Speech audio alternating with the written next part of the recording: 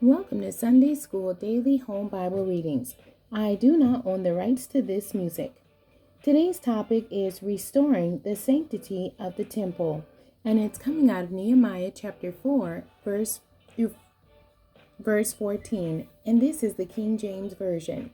And before this, Eliashib the priest, having the oversight of the chamber of the house of our God, was allied unto Tobiah, and he had prepared for him a great chamber, where aforetime they laid the meat offerings, the frankincense and the vessels, and the tithes of the corn, the new wine and the oil, which was commanded to be given to the Levites, and the singers and the porters, and the offerings of the priests.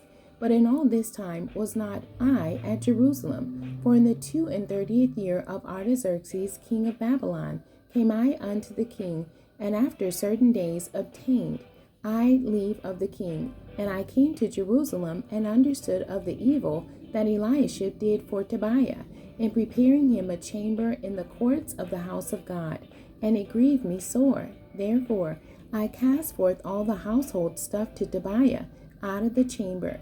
Then I commanded, and they cleansed the chambers, and thither brought I again the vessels of the house of God, with the meat offering and the frankincense.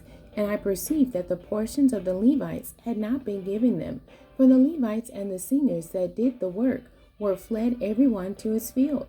Then contended I with the rulers, and said, Why is the house of God forsaken? And I gathered them together, and set them in their place. Then brought all Judah the tithe of the corn and the new wine and the oil unto the treasuries. And I made treasurers over the treasuries, Shelemiah the priest, and Zadok the scribe, and of the Levites, Pedaiah, and next to them was Hanan the son of Zakur, the son of Mattaniah, for they were counted faithful, and their office was to distribute unto their brethren.